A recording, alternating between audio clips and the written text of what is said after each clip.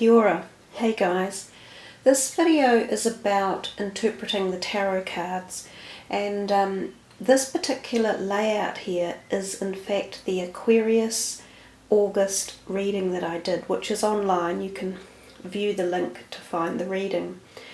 Now, the reason I am taking this particular layout as a good opportunity for interpretation of the tarot is that it has actually played out particularly unwell, one could say, for me in the month of August. I have two Aquarians in my home, so it turns out that this reading was so profoundly accurate that I thought it was a really good one to utilise for any of you wanting to either uplift learning the tarot yourself or understanding how the interpretations of the cards go. Now, I'll relay a little bit to you what has actually happened for myself and my family in the month of August, which will go towards the interpretation of the cards. But before we get into that, I was taught when I was learning by various different people that I learnt tarot from, as well as being self-taught, that one of the most interesting perspectives was to put your own particular emphasis or energy on the cards. So you would draw a different tarot card a day, and you would see what happened during the day and what resonated with the card and what particular memory or insight you would put on the card. And consequently, that is often how we engage our interpretation of the tarot. So for this month, for August, for Aquarius, it was quite a lot of negative cards, if you like, if you want to use the word negative, quite a lot of negative energy type cards turned up in the one reading. And I thought to myself, well, I wonder what that is actually going to bode. Now, cards can always be interpreted in more than one direction. Each card has a number of different meanings and energetic vibrations, and therefore can go in a number of different ways. And for everyone, each card will offer a different representation as well. But overall, there will be some set energies that stand out more than others. So let's start with the two major arcana cards, the Disruption and the Shadow. So the Disruption is the Tower card, and I've often said in the past that this is about quite sudden events that can be rock or shake your foundations because something within those foundations is not built correctly. And it can be a very sudden event and can be very, it can create anxiety and tension, and it can be argumentative and explosive, and it can involve relationships at many different levels. Then we go underneath the Disruption and we look at the Shadow card. Now, the Shadow card is the Moon card, and that talks about hidden energies, hidden agendas, deals and things being done at night or in the guise of darkness. So underhand situations and underhand dealings. It also talks about, at a different level, it talks about your connection to the psychic realm, which goes very well with this. So your intuitive abilities, connecting to intuition, trusting yourself, dream energies and things like that. Now this one here, number 5, the 5 of Pentacles, is often known as the card of financial loss or hardship or difficulty for a period of time. That's its traditional meaning. That obviously, as I say, each card has a different perspective as well, but that is quite often what that card means. The discontent and boredom, the 4 of Cups, is often about being offered something and either not thinking you can do better, or that there is other opportunities coming, that there is this degree of boredom and discontent around situations, and not being happy or grateful for the offers that come. The victory and success card also speaks for itself. This is about triumph and jubilation, and it can be using the help of others is quite often how the card is interpreted, especially in the Rider-Waite. In this one we seem to see one person standing on their own blowing their trumpet, but it's generally considered that other people help you along the journey. Now the waiting game, the Two of Wands, this card seems to be more poignantly about waiting for time to pass for some reason, as if to say there is a hold-up or a stagnation or an imbalance of time, or something that will only happen as time passes. It's something that you can't necessarily rush or push. So there is a degree of a waiting period, that something you might want to have happen is not going to happen straight away. Trapped in fear, the Eight of Swords is very much about that anxiety and tension, depression, worry, feeling of bereft and loss and trapped, and like, oh my God, everything's coming in on me. So you can see from that interpretation and the words I'm using that there's quite a lot of kind of dark and kind of nasty potential energy with the bunch of cards that arrived. If you listen to my reading, I will be able to spin out the alternative paradigms as well, because as I said, each card has an alternative, and that is where I also tend to push the energetic balance within the reading. But for those of you interested in the interpretations and the meanings and are learning tarot yourself, this might be a great opportunity for you to establish these particular cards and some very good absolute categoric meanings. So here's the particular event that happened to my two Aquarians in this month, which also obviously involved me to a great degree as well. My son was selling his car on a New Zealand, like the American, your internet selling place, the thing where you buy and sell things. In New Zealand it's called Trade Me. So he was selling his car, and it's a performance car. It's one that you take to car clubs, and everybody thinks they're amazing and they're wonderful, and it's a well-loved car, and it's quite known in Auckland. So he was selling it, and he had a phone call from a potential buyer who seemed quite interested, and they agreed he would come around and have a look at the car. So he did. He postponed the time that he was coming on the day until it got darker, and it was actually dark when he arrived to view the car. So that's all right. I had to go out at that point in time and left the two Aquarians, the father and the son, with this potential sale of the car.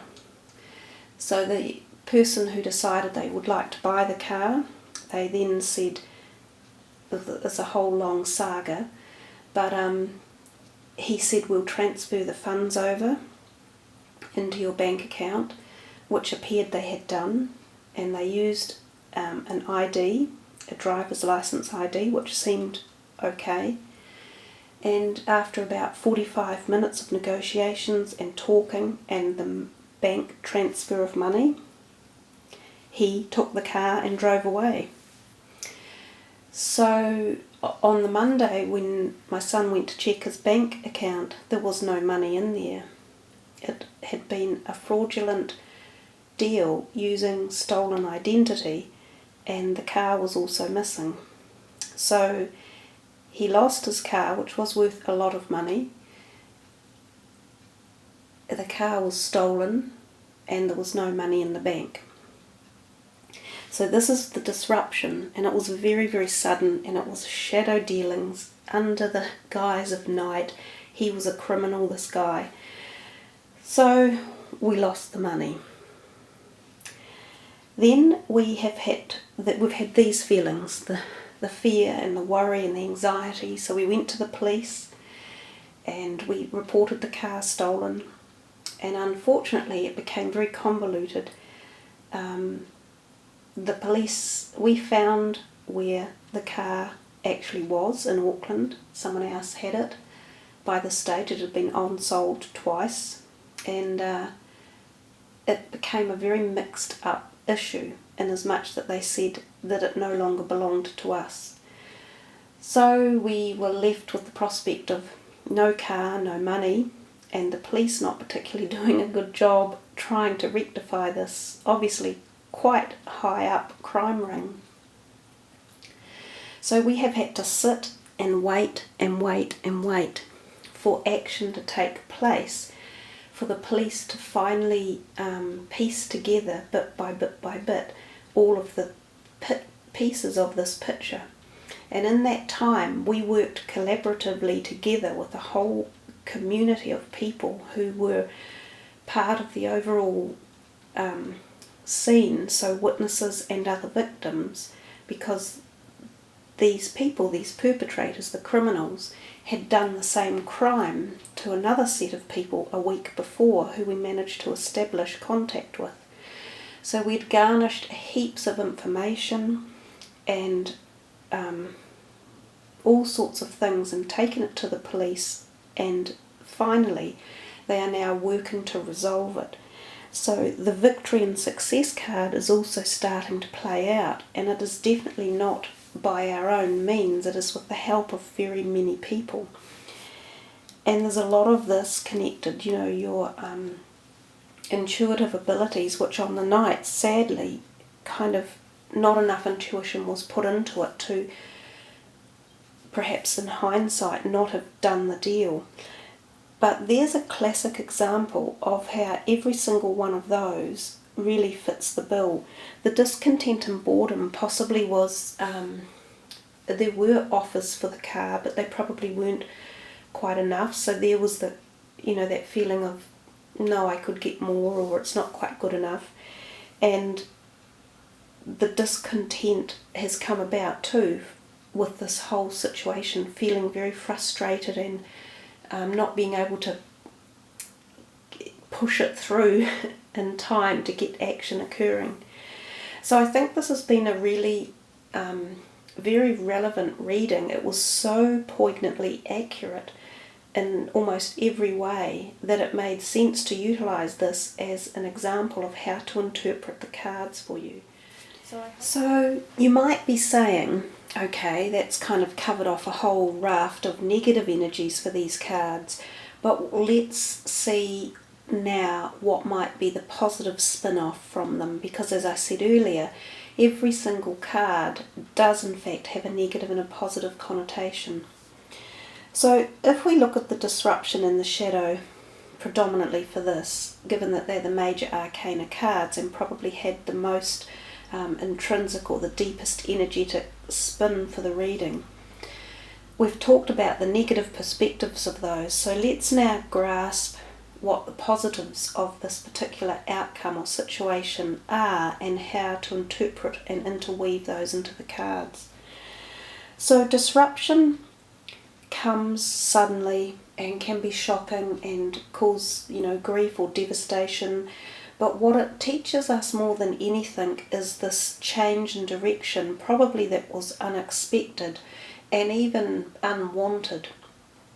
But through all the learning curves and the experiences you go through, even the bad ones, you learn at your core level about your ability to handle situations, the choices you make, the directions you head in, how to manage the situation, how to perhaps interweave your emotional perspectives back together, because they can be torn asunder and put awry. So you learn to balance again, bring balance back in, and you will learn to establish new situations or even the same dynamic that we could be talking about, for instance your car, or on selling property or vehicles or monetary situations in the future. You will learn to have a firmer boundary or footing on them so that they stack up better. So for the shadow perspective, this can be very much about the dark and the light, and it can be about your own dark and light. And often this card can be very much about the psychological issues in life, or the conscious and subconscious dynamics of us. So it can be about the fact that you have had to face parts of you that you didn't realise existed, certain emotions that come up, or feelings, or ways that you're addressing situations. But from that you can gather strength, and you can pull all of the parts of you, the dark and the light, and the afraid bits and the fear bits, and the stronger emotions and the determination to succeed or to work through it. You can pull all of those together and bring them into this one power and one light, which creates again more strength. So always, as I tell you all, from negative occurrences that happen in life, you will learn and grow. None of us wanted to go through this situation and end up in the position that we did, and it certainly opened a lot of raw feelings and events and situations, probably even more for me, because I think my core values were torn asunder when we got to the position where we were not receiving any help or support from the police for some time.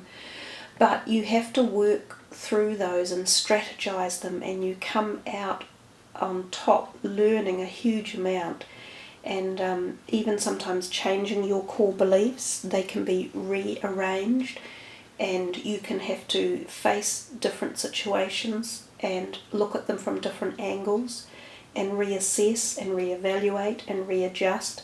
So all of those actually are positive ways of being able to cope with a situation, or learn about it, or be able to help others in similar situations. So as I say, there are always positives to every negative. Sometimes we don't want to go through them, but they turn up in our lives for whatever reasons.